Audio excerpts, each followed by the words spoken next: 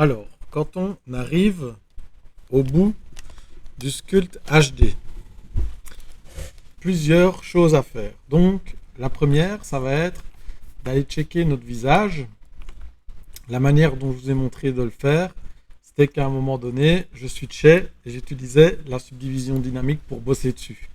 On va pas utiliser ça comme iPoly, on va refaire un iPoly plus propre parce que, ben voilà, il y a des endroits comme ici qui sont pas très clean et qu'on va pouvoir avoir bien plus clean en ayant une bonne topologie finale et claire. D'accord? Comment est-ce qu'on fait ça? On va venir dans nos petits paramètres, dupliquer notre tête et on garde les deux têtes. D'accord? Première, deuxième. La deuxième, je la prends et je vais, avec la symétrie, faire un Z-remesh. D'accord?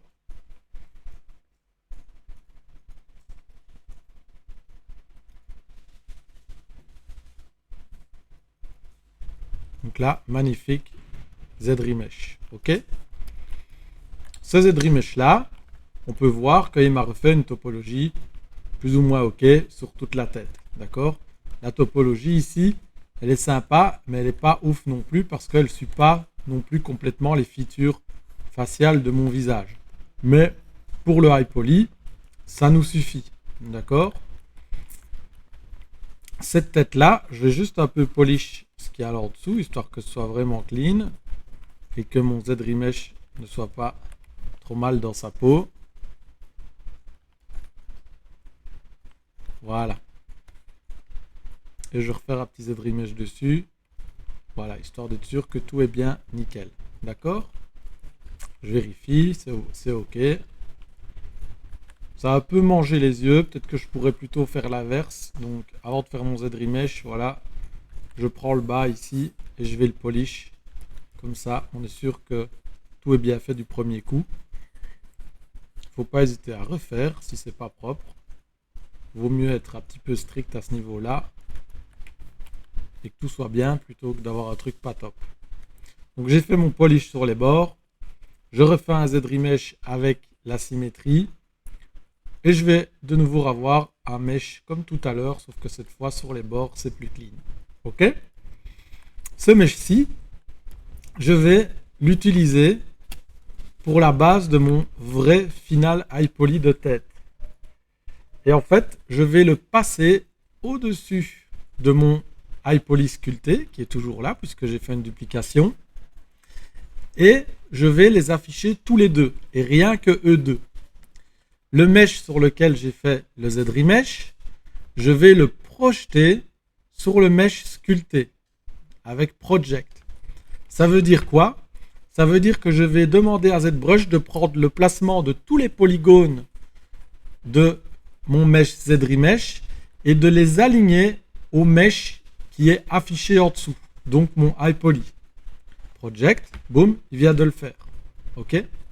Mais moi, j'ai toujours pas beaucoup de résolution. J'ai toujours que ce mesh-ci. Donc là, il l'a projeté. OK, c'est cool. Mais j'ai quand même pas encore tous les détails que j'ai sculptés. Du coup, que faire? Eh bien, CTRL D. Un niveau de subdivision. Je réaffiche mon petit crâne ici en dessous. Et je vais refaire un Project All.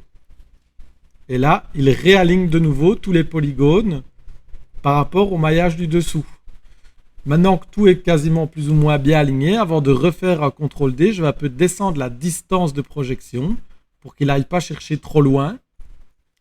Je vais faire CTRL D et de nouveau Project All.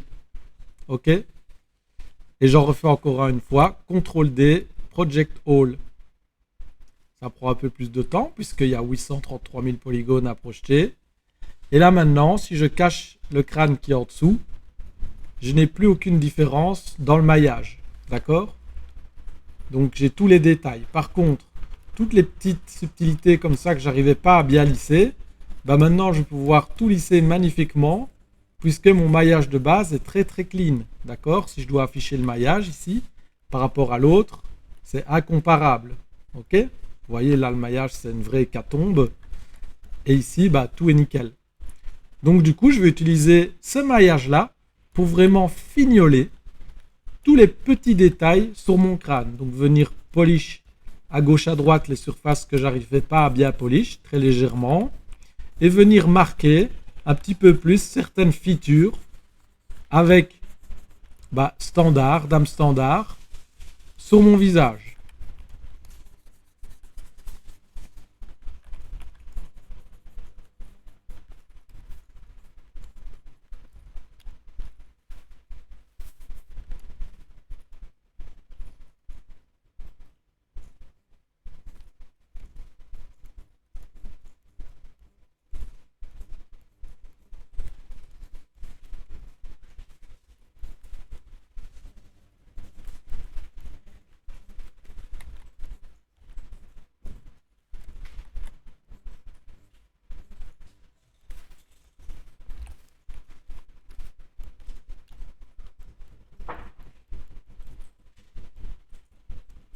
Voilà mon oreille de boxeur, catcheur MMA.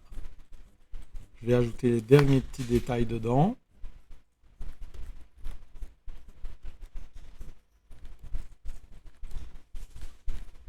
Ici autour des yeux, pareil, je viens polish gentiment et j'hésite pas à repasser certaines features que j'avais sculptées sur mon premier modèle et à cleaner un petit peu.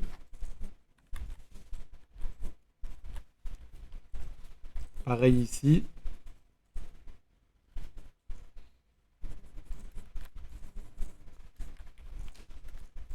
Pareil au niveau du menton.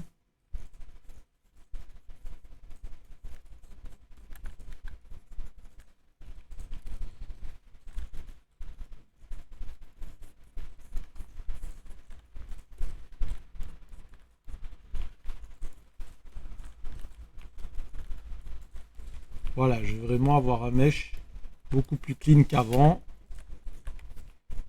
qui va me servir de high poly forcément pour baker, et ce sera 100 fois mieux que ce que j'avais.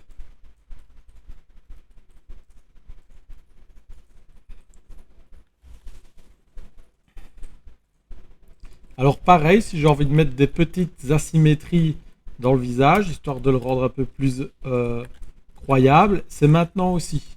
D'accord?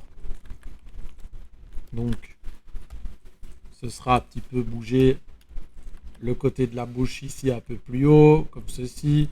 Ce sera peut-être un petit peu agrandir un œil et un peu l'abaisser. Un peu faire comme ça dans le nez.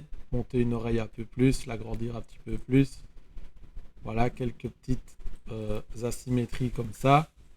Histoire de dire, un peu remonter, voilà, smousser un petit peu ici la peau, histoire qu'elle n'apparaisse pas de la même manière d'un côté ou l'autre. Et c'est toutes des petites choses qui vont juste rendre un petit peu plus croyable le visage in fine. Vous voyez, c'est très léger, mais ça vient un petit peu apporter de la réalité au visage que l'on a créé. D'accord?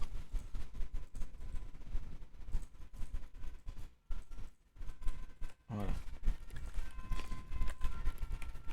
Donc ça, important avant de passer à l'étape du low poly, c'est de bien clean complètement notre visage pour qu'il puisse être utilisé pour le baking de notre high poly, d'avoir vraiment quelque chose de tout propre. D'accord?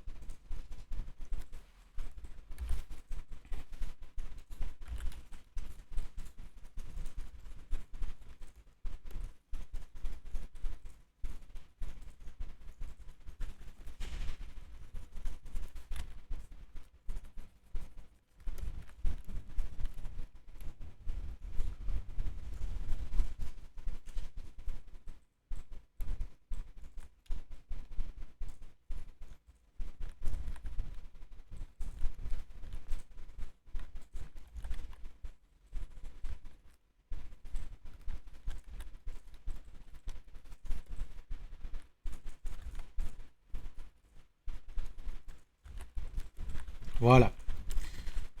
Le visage que j'avais utilisé pour le sculpt, en réalité, j'en ai plus trop besoin. D'accord? Ce visage-ci n'est plus très utile. Donc, je peux ou le supprimer ou le garder caché, mais il ne faut pas que je me plante quand je fasse mes exports. Donc pour pas me planter, je vais quand même le rename Goodface HD. Ok, comme ça je suis sûr que j'ai le bon nom. Alors, maintenant que j'ai ça, je vais pouvoir commencer à organiser mon fichier, si je ne l'ai pas encore fait, pour passer à la retopo. D'accord? Alors pour la retopo, je ne vais pas faire un seul et unique low poly pour tout l'objet. D'accord? Je vais essayer de réfléchir et de travailler intelligemment et d'un petit peu découper mon objet en plusieurs lots. Donc pour commencer, je vais probablement faire un lot avec le pantalon, les poches, d'accord, et la partie ici de la ceinture qui est cachée en dessous. Je vais faire un lot avec les jambes et les chaussures, ou bien l'inverse, pantalon et jambes, et puis chaussures séparées. Mes chaussures complètes, d'accord, pas chacun des morceaux. Je fais un seul lot pour toute la chaussure. Je vais faire un lot pour toute la partie supérieure sans la partie sac à dos. D'accord? La partie sac à dos ici, je ne la prends pas. Donc je peux faire un folder, new folder, sac à dos. Et dedans, je vais glisser tout ce qui concerne mon sac. Comme ça, j'éclaircis déjà un petit peu le rangement de mon fichier.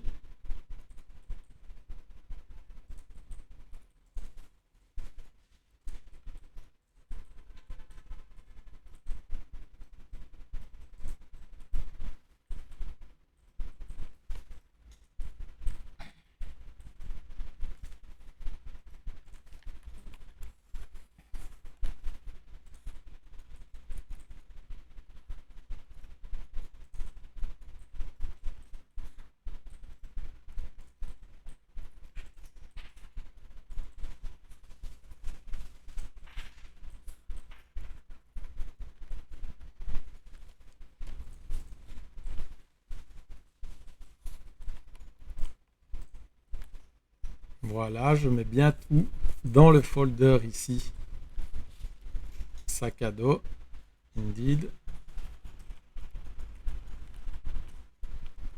La balise, c'est un objet qui est aussi séparé, d'accord, solar panel ici. Et alors j'avais été malin au moment de le placer, j'avais laissé une copie au centre du monde. Ok? Ici j'avais cette copie là qui était toujours bien placée au centre du monde et qui me permettait de pouvoir faire une retopo de ma balise avec la symétrie et tout d'active. Puisque là je l'avais placée juste pour la visualisation dans le dos. En réalité, ça va être ennuyant d'aller la retopo là-haut, elle est plus en symétrie, elle a un peu de travers, etc. C'est pénible, d'accord? Comme j'ai laissé une partie là au milieu, je peux pouvoir faire une retopo très rapidement de cet objet-là. Donc je les cache aussi, pour mieux comprendre ce que je fais. Sac à dos, je cache. Je vais mettre la ceinture avec le sac à dos, puisque je la considère aussi faisant partie du sac à dos.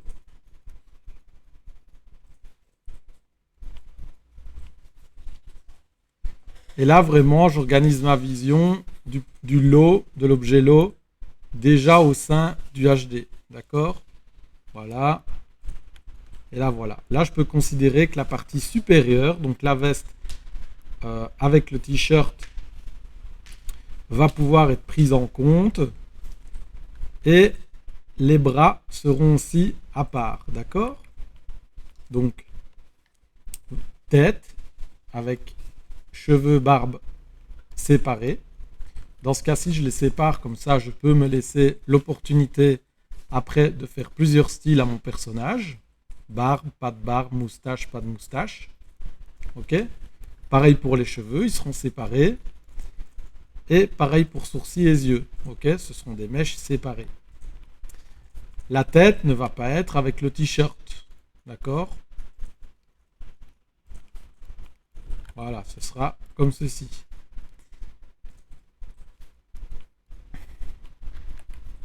Et je vais pouvoir faire, pareil, un dossier avec la partie upper body, qui est toute la partie ici au-dessus. Donc, nouveau folder,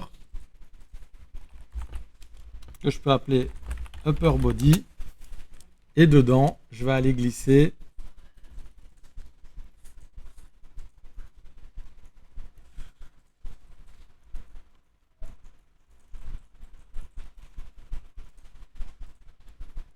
absolument toutes les parties qui font partie de la partie supérieure de mon corps. Donc, veste, t-shirt, les petits panneaux solaires de la veste là.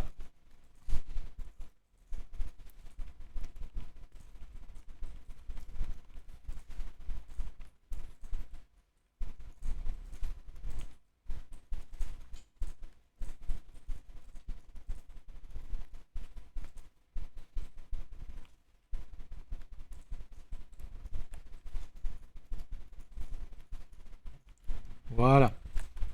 D'accord? Et ça, ce sera un lot. Je vais faire pareil avec le pantalon. Donc, upper body, il est là.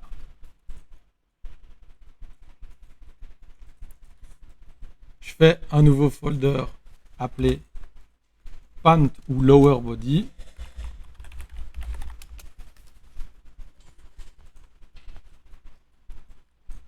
Et dans lower body, je vais mettre tout ce qui est relatif au pantalon.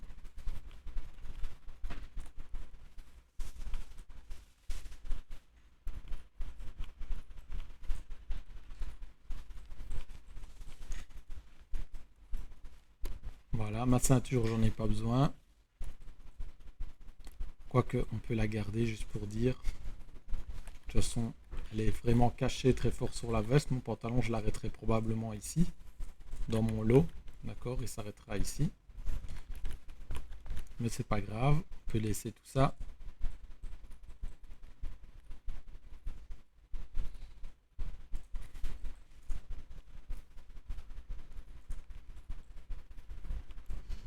Avec le pant, on va mettre le bas des jambes, comme je vous le disais. Et ensuite, on a encore un folder avec les shoes, mais il est déjà fait. Et là au-dessus, on va avoir le folder avec toutes les pièces de la tête. Donc, new folder head.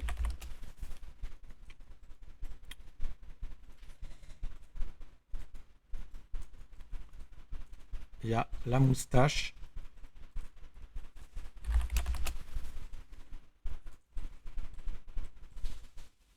Notre bonne tête, on prend bien la bonne. Les cheveux.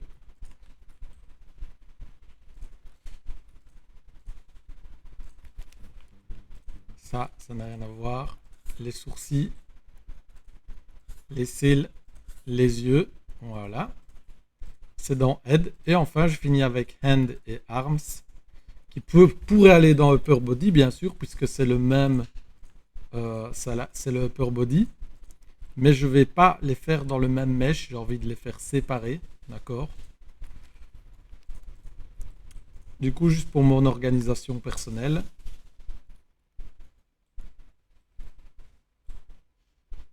Je les mets dans un autre fichier. New folder. Arms. Voilà. Et là, je mets tout ce qui va avec les bras.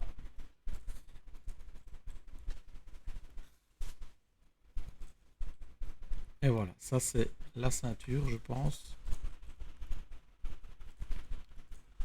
On peut la delete. Hop. Et la tête que je n'utiliserai plus, je la laisse quand même, on ne sait jamais. Ok?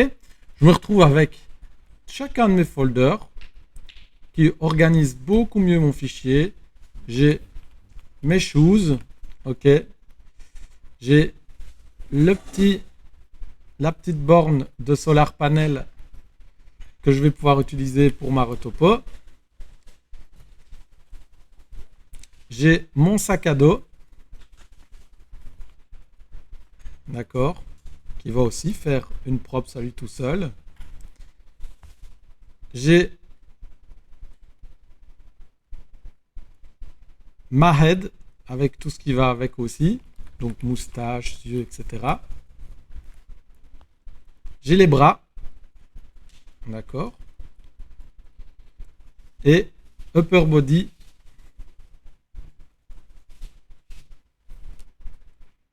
juste en dessous, que voici. Head, on peut la cacher pour le coup.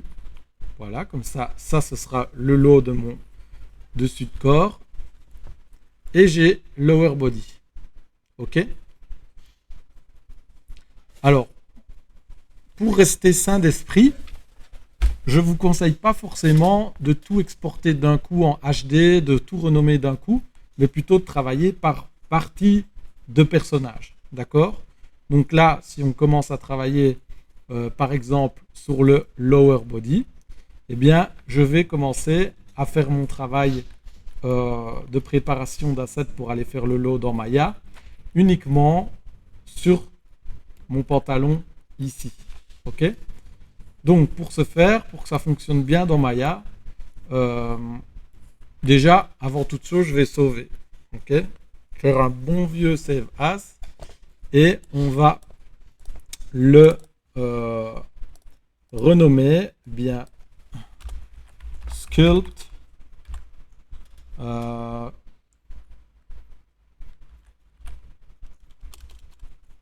final HD. Ok? Super simple.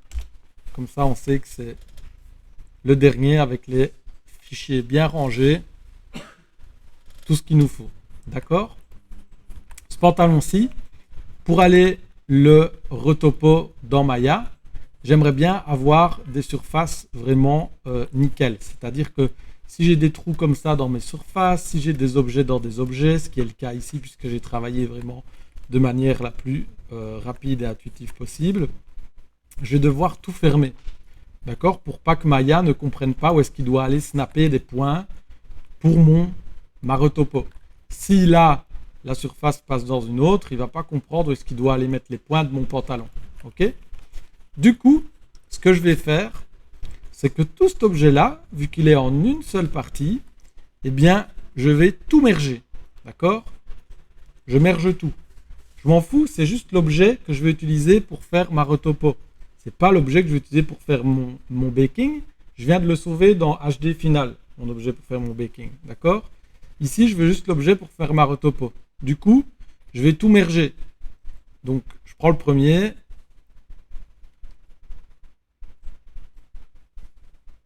Et je vais dans Merge et je fais Merge Down. Merge Down. OK. Merge Down. OK. OK. OK. OK. OK. Et je me retrouve avec un seul et unique objet. Comme ceci. D'accord? Ça va être ma base pour ma retopo de mon pantalon. J'aimerais faire un seul objet avec une belle géo. Du coup, je vais fermer en bas et au-dessus. D'accord? Ce que j'aurais pu faire plutôt que de vite faire ça comme un fifou, c'est de faire un close all avant de merger. Mais ce que je peux faire maintenant aussi, c'est juste sélectionner le bord, scale vers l'intérieur et fermer complètement avec un cylindre si je veux. Ok, donc là voilà, je fais un truc comme ça.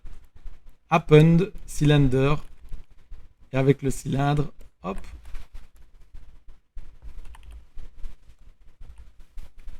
Que j'aimerais bien scale convenablement. Voilà, je vais juste caper le dessus de mon pantalon. Comme ça, je suis sûr que je ferme complètement la surface avant de faire un gros dynamèche surtout. Ok? Le dessus là, pareil, on ne le verra pas. Je m'en fous pour le moment que ce soit très clean. Je le duplique, CTRL et transpose. Je vais aller faire pareil dans les jambes. J'aimerais juste close là en dessous quand je vais faire mon dynamèche. Du coup, je mets un cylindre pour fermer la surface.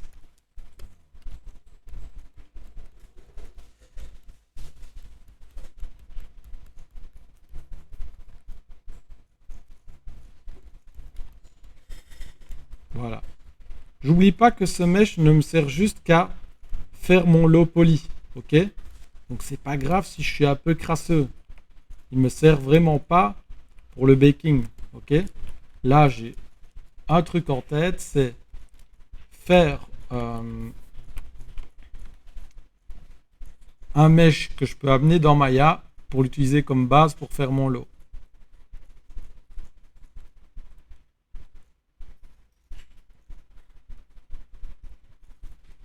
Voilà, un petit merge down. Comme ça, là, mon objet est bien capé par le cylindre. Maintenant, si je veux faire un Dynamesh, on va checker, voir comment ça donne. Ça a l'air de bien tout prendre. Ok? Donc, il a vraiment pris toutes les features importantes pour ma retopo. D'accord? Ma retopo, n'oubliez pas qu'on a 40 000 polys max. J'ai un gros accessoire dans mon dos, j'ai un sac à dos. J'ai quand même pas mal de trucs à faire. Je vais faire gaffe à ne pas aller chercher des minuscules détails. Ok? Il y a des détails qu'on peut clairement un petit peu omettre dans notre topo qui vont juste être apparents dans notre normal map. D'accord? Donc, c'est pas très important d'avoir un mesh pour la retopo qui est ultra le même que notre iPoly. Ok? Puisque c'est la forme qui nous intéresse surtout là. Pas des petits détails de couture minuscules ou des minuscules boutons qui seront de toute façon pas dans le low poly. D'accord? Donc là, je vais juste refaire une fois. Et ce que je vais faire avant, c'est hop, prendre les deux parties ici à l'intérieur de mes poches. D'accord? Et j'aimerais bien juste qu'elle rentre un petit peu plus dans le mesh. Voilà, pour que là, ça ferme. Vous voyez, comme ça, la poche se ferme. Et de toute façon, cet endroit-là sera quand même fermé dans mon lot. D'accord? Et là, je peux refaire un Dynamesh. Je le mets un petit peu plus haut. Encore un petit peu plus haut que ça.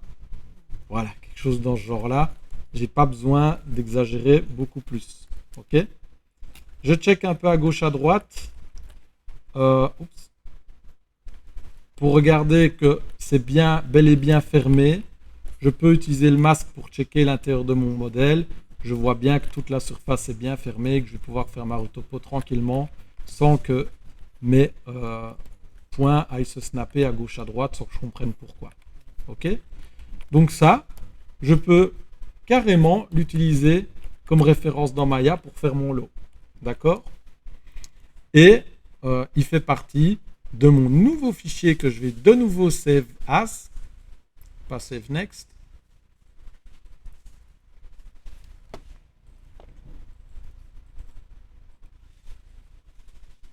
Voilà, save as, sauf que cette fois, plutôt que de l'appeler Sculpt Final HD, je vais l'appeler Sculpt Final Retopo. Ok? Comme ça, je prépare le fichier dans lequel il y aura mon fichier de retopo. Et j'ai déjà le mesh qui va me permettre de faire la retopo du pantalon.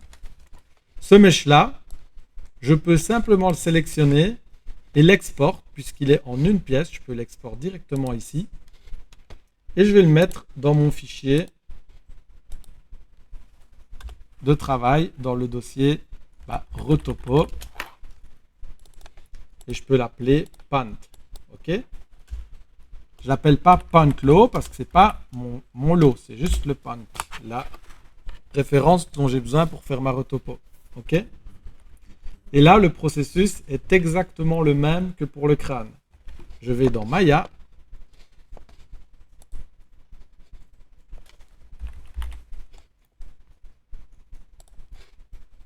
J'importe mon Pant comme référence mesh et je fais ma retopo. Vous allez voir que pour le edge flow, le polyflow, etc., il y a des petites subtilités, mais vraiment très légères. La grosse différence par rapport au crâne, c'est que le crâne, vu que c'était un seul et unique objet, on a fait une décimation et puis on l'a amené dans Maya. Là, on a fait un Dynamesh parce qu'il y a plein d'objets ensemble et nous, on veut qu'ils ne forment qu'un seul objet. Okay? On pourrait faire un Dynamesh très très haut et si ça forme qu'un seul objet, tant mieux. Et puis faire une décime et l'amener dans Maya. Ça marche aussi, mais dans ce cas-ci, comme je vous disais, comme on n'a pas besoin d'avoir des petits détails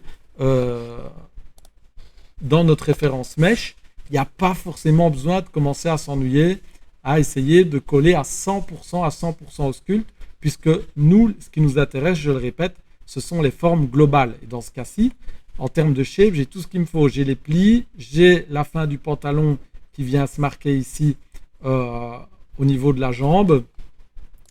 J'ai hop là, la braillette, j'ai les poches avec les ouvertures sur le dessus des poches. Il y a tout en fait, d'accord? Donc j'ai pas besoin de plus d'aller plus loin. Dans Maya, donc comment ça se passe? Si vous vous souvenez, on active ici au-dessus le mode, donc on peut déjà importer l'asset, importe, hop, on va dans notre dossier T7, Ben, B2, retopo, pant.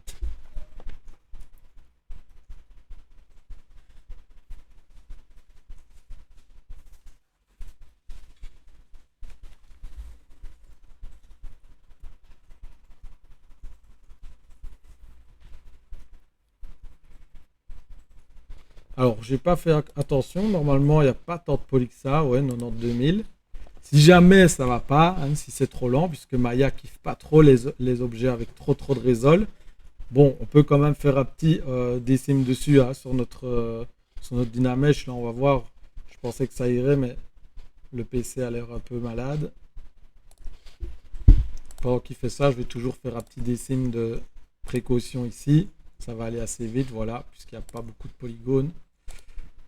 Voilà, on peut repasser à 18 000. Vous voyez que ça n'a rien changé sur le mesh. Export. Comme ça, en plus, on sera un petit peu plus tranquille dans Maya. Voilà.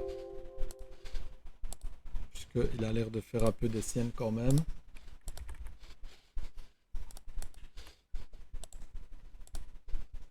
Je vais le relancer.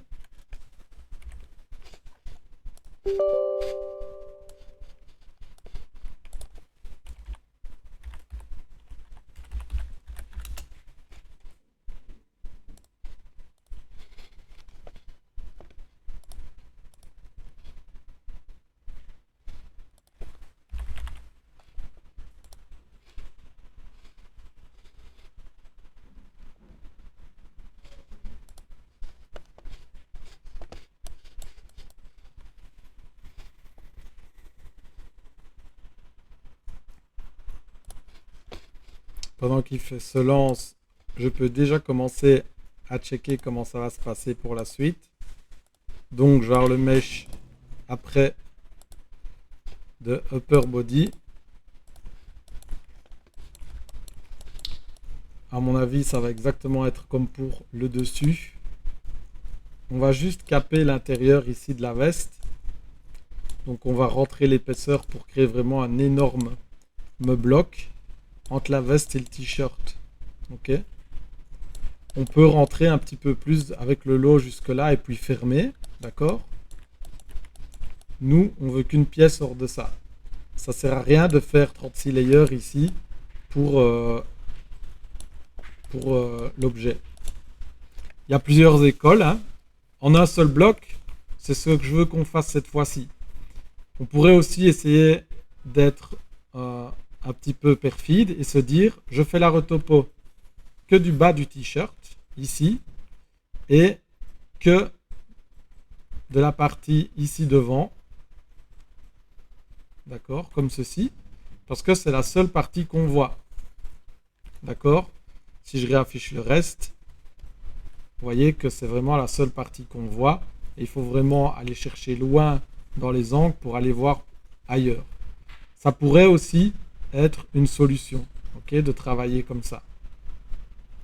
Et dans ce cas-là, la veste, on aurait le bord et on reviendrait plus ou moins jusque le bord du t-shirt, ici là où on fait la découpe, pour fermer complètement le mesh à cet endroit-là. Ok.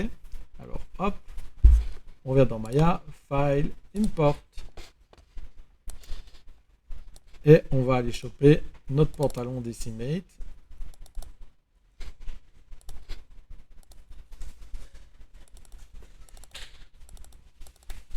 Yes, et là on voit, voilà, c'est beaucoup plus rapide. Alors, n'oubliez pas, on ne va pas commencer à déplacer les choses maintenant, d'accord? Là, vous voyez que le scale du perso et l'emplacement du pantalon est pas ouf, d'accord, par rapport à l'objet final. On ne déplace pas les choses, ok? Pour le baking, ça va être un enfer si on les déplace. On va tout travailler là où c'est, d'accord? Donc on sélectionne et on va aller enclencher le mode Object Live. Ok. Une fois qu'on est en mode Object Live, on peut prendre l'outil Quadro Tool et ça va être exactement comme pour le crâne. On va utiliser l'outil Quadro pour venir sur notre objet dessiner, d'accord, les quads qu'on va utiliser pour faire notre lot. Ok. Alors j'ouvre 2 fois la fenêtre ici, double-clic et vous avez accès, voilà, à tous les shortcuts pour dessiner les polygones. Ok. On peut directement activer la symétrie. Dans ce cas-ci, mon pantalon est symétrique sauf dans les plis, mais c'est pas grave. Je vais quand même le travailler en symétrie et je viendrai ajuster à la fin la symétrie dessus. D'accord. Ça sera de travailler en asymétrie directe. Je vais être super lent et je veux pas être super lent. Je vais être rapide. Ok. Donc je peux directement activer la symétrie. Dans ce cas-ci, elle est censée être quelque part par là.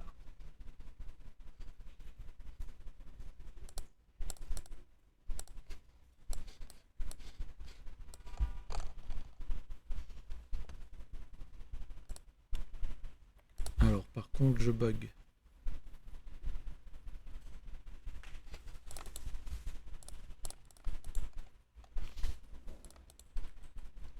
Je ne la vois pas. Bon, c'est pas grave. On peut considérer qu'elle sera là à un moment donné. Hop. Et on va travailler de manière tubique. Ok. Ah, elle est là-haut. On est en Object X normalement. Hop, hop, c'est bon. Voilà.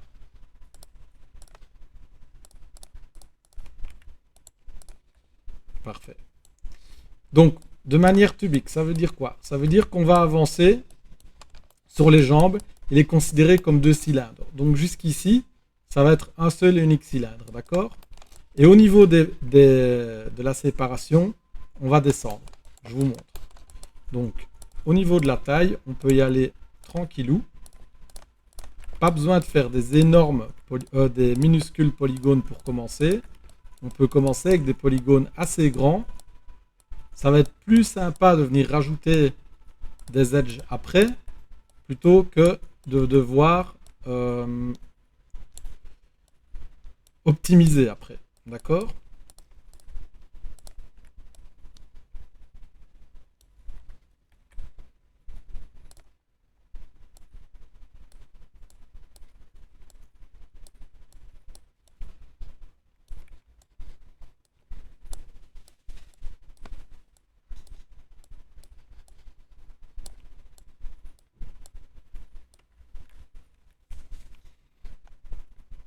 Alors, je prends Tab.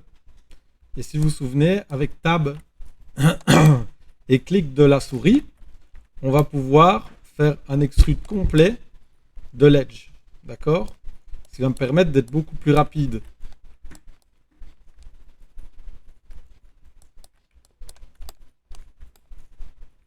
Je ne sais pas pourquoi elle ne le prend pas de l'autre côté. On va désactiver la symétrie le temps d'aller réparer ça.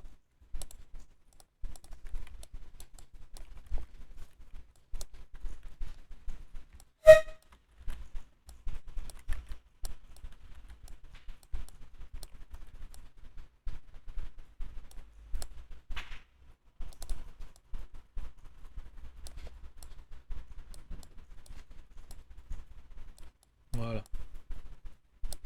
Hop là.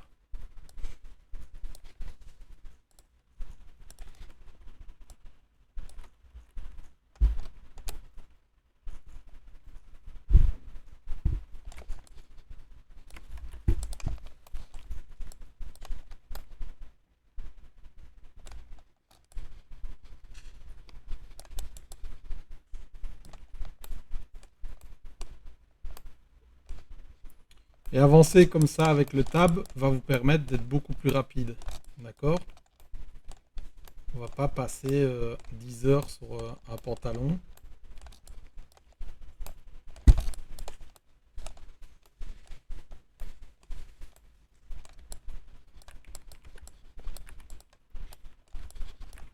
fais un petit smooth, shift click.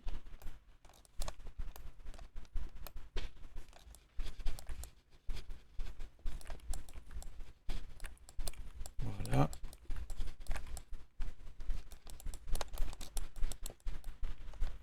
Et avec tab, on refait un petit extrude.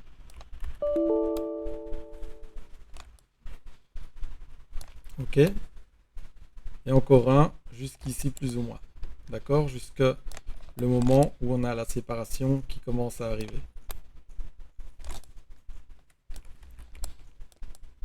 D'accord?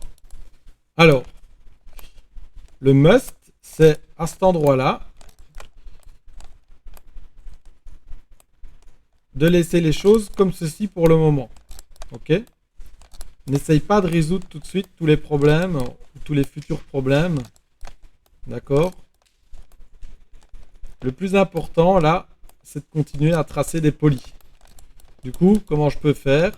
Eh bien, tout simplement, je retrace une ligne pile en dessous, à cet endroit-ci, et j'essaye d'en faire autant que sur la partie du dessus.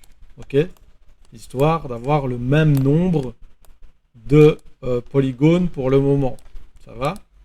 L'idée, c'est de venir en rajouter par après s'il en faut. C'est pas de se retrouver avec des polygones qui ne sont pas au même nombre au-dessus et en dessous. Donc là, vous voyez, à chaque fois, j'ai mis le même nombre. Ici, entre, on peut considérer, pour commencer, qu'il y en aura 2. Donc je peux en rajouter 2 pour finir ma ligne. Ok? Voilà, comme ça. D'accord? J'oublie pas, bien sûr, que j'en considère 2 ici au milieu. D'accord? Maintenant que j'ai ça, bah, ça va être assez simple de faire exactement pareil que pour la partie du dessus. D'accord? Donc c'est de prendre Tab, le clic du milieu de la souris, et de descendre pour chacune des jambes des rangées de polygones, une à la suite de l'autre. Ok?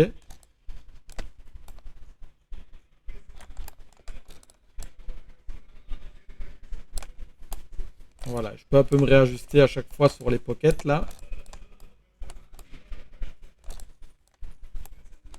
Comme ça, je pose déjà plus ou moins la géo pour ces endroits-là.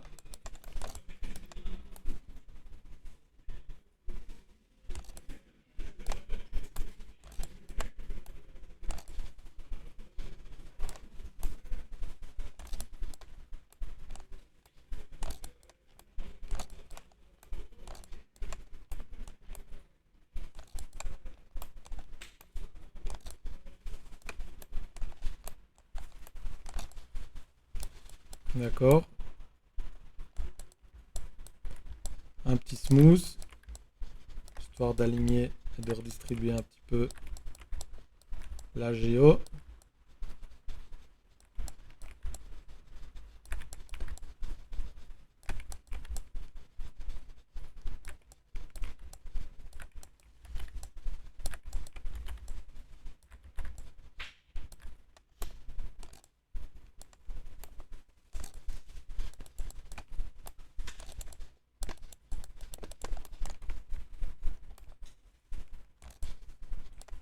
Encore un petit tab. Je m'aligne sur le bas du pantalon. Comme ça, le tab d'après sera bien aligné direct. Et je peux directement le refaire. Ok, vous voyez que ça couvre des grosses zones, c'est pas grave. D'accord? On s'en fout. Vous, pour le moment, votre but c'est de descendre jusqu'en bas.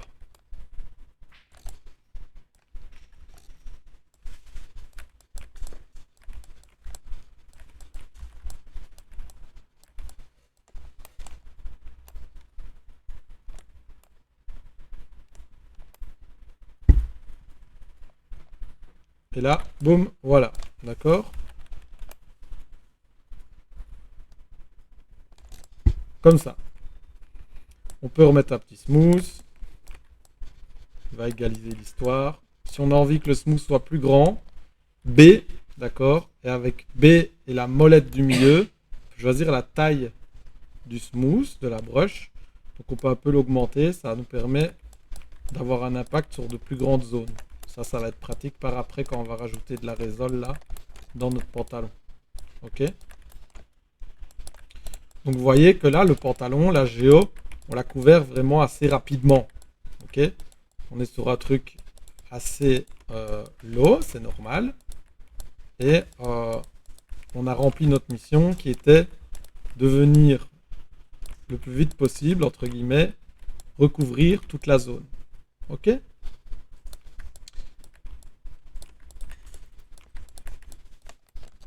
Alors maintenant, au niveau de l'entrejambe, je vais avoir l'opportunité de tout lier. Ok. Je désactive B. Et ici, entre mes jambes, je vais faire un point, un point, un point pour joindre les deux fameuses rangées que j'ai créées en plus. D'accord? Vous voyez que maintenant que j'ai créé ces rangées, je recrée un quad qui vient s'aligner là et un qui vient s'aligner ici. Et comme j'ai le même nombre partout, eh bien ça va être un jeu d'enfant de faire tout le tour sans créer et sans avoir créé un seul triangle dans les parties un peu tricky de mon pantalon. Ok? Les parties tricky, c'est les endroits où je vais avoir des grosses déformations, comme l'entrejambe, par exemple.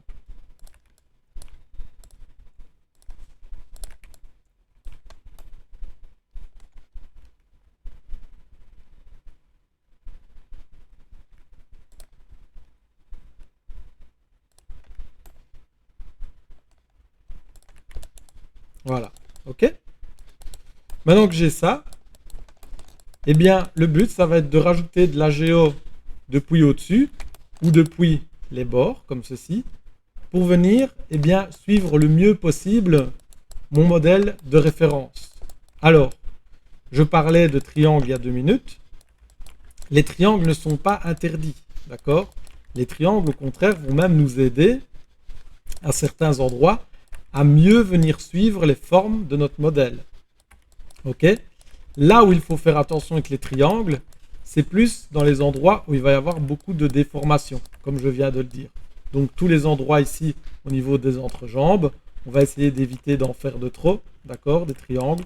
On va rajouter un ou deux support loops comme ceux que je viens de faire pour venir un petit peu aider au cas où le personnage fait des grands pas ou fait des grands sauts. Ok. Comme ça, la géométrie va pouvoir mieux se déformer à ces endroits-là et sans créer trop de stretch. D'accord. Je vais en rajouter un en hauteur ici derrière. Je vais en rajouter un ici, un là.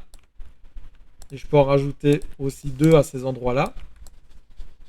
Et je smooth tranquillement. Je peux prendre B si j'ai envie de smoother sur de plus grandes surfaces. Et forcément, automatiquement, ma géo va venir s'adapter. Et un endroit où je vais probablement devoir faire un peu des triangles, c'est autour de la poche, pour vraiment bien coller à la géométrie à cet endroit-là et pas avoir des grands gaps de géométrie comme ceci. Vous voyez, ici, il y a des grands gaps de géo. Bah, ça, on n'est pas sur de l'ultra low, donc j'ai quand même envie que ça suive un petit peu à cet endroit-là. Donc, je pourrais aller rajouter quelques triangles après. Mais ça, je le fais après. Là, je m'occupe vraiment de la géo générale du modèle et de la distribution des polygones partout dessus. Ok? Pour avoir un truc clean.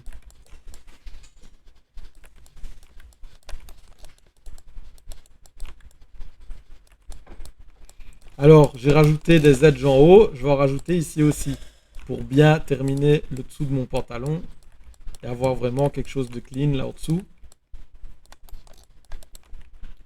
Un petit autre là que je vais ajuster à la mano sans le B. Donc, pour bien récupérer la fin du pantalon là où se serre contre la jambe avec l'élastique. Pour bien récupérer le pli que j'ai là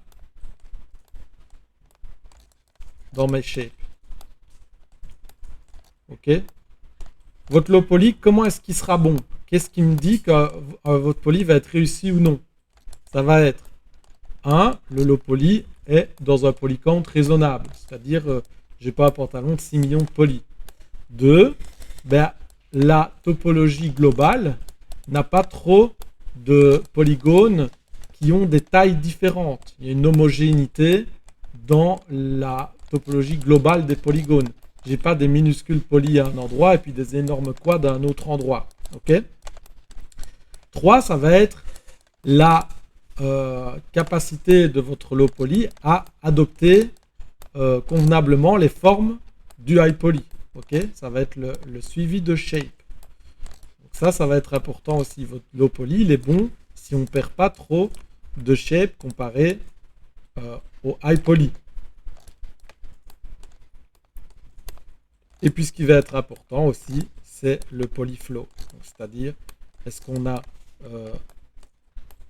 des beaux flows de polygones? Est-ce qu'il n'y a pas trop de boucles? Est-ce que je peux ajouter de la résolution sans me prendre la tête? Donc comme je suis en train de faire là, puisque j'ai aucun triangle, c'est pas dur du tout d'ajouter un edge. Ok, tout est super clean. Voilà, et comme je disais, on va finir autour de la poche. Et c'est peut-être ça qui va être un petit peu plus relou. Puisque là, on va quand même essayer d'avoir quelque chose qui suit quand même assez bien notre forme. Pour pas avoir trop de pertes.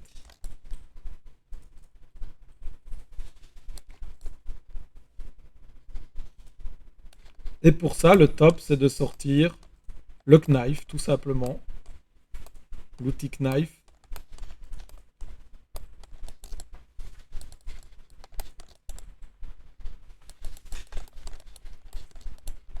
D'accord, l'outil knife, là.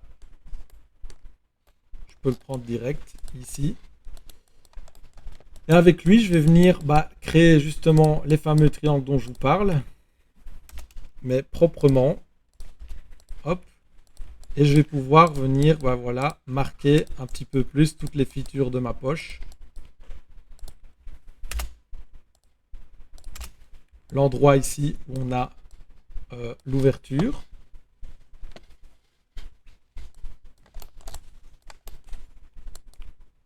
Le creux ici qu'on va avoir en vue de face.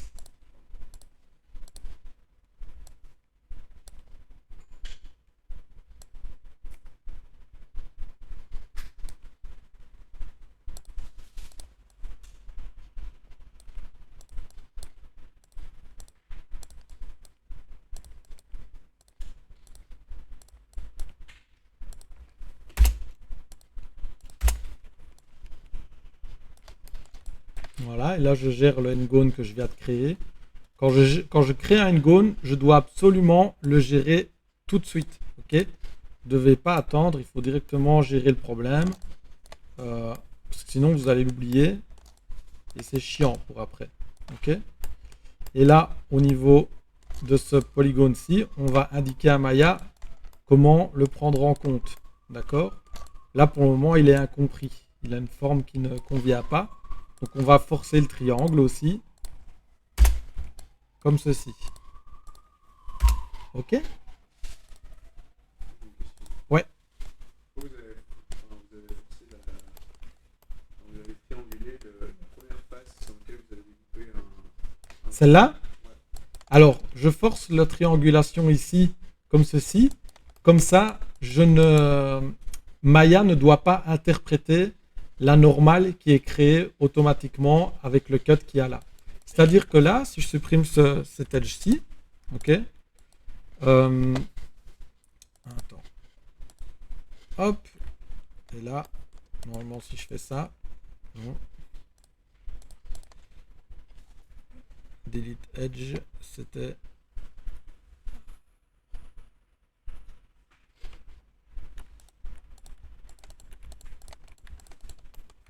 Je sais plus comment delete un edge maintenant. On va le monde.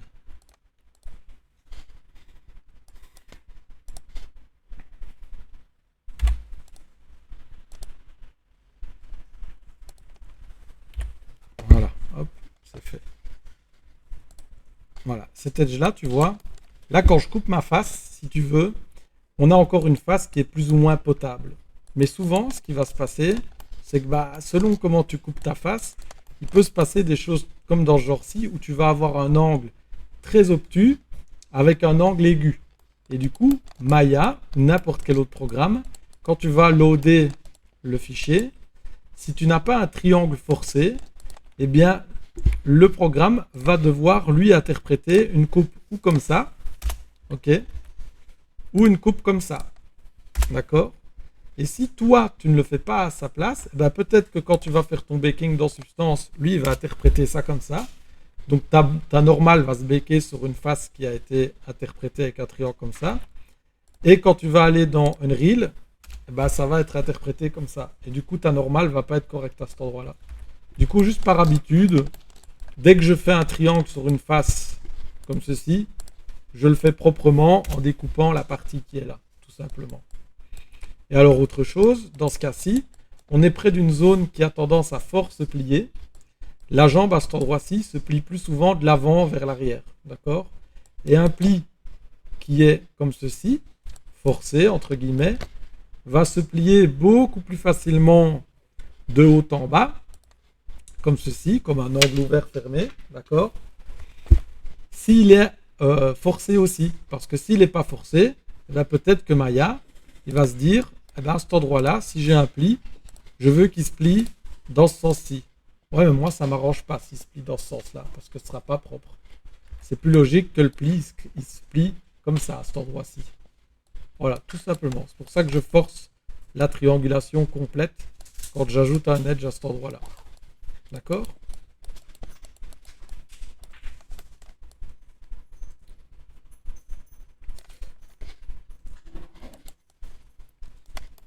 Alors, le truc qui peut être sympa, évidemment, c'est qu'on continue à développer toute la partie de la poche avec les cuts et avec l'outil Quadro, évidemment. Là, on arrive à la fin de l'heure, mais pour le pantalon, j'ai déjà en fait passé en revue tous les outils que vous allez pouvoir utiliser pour le faire. D'accord? Ce n'est pas plus compliqué que ça pour un pantalon simple comme celui qu'on a fait ou qu'on est censé faire. D'accord? Voilà.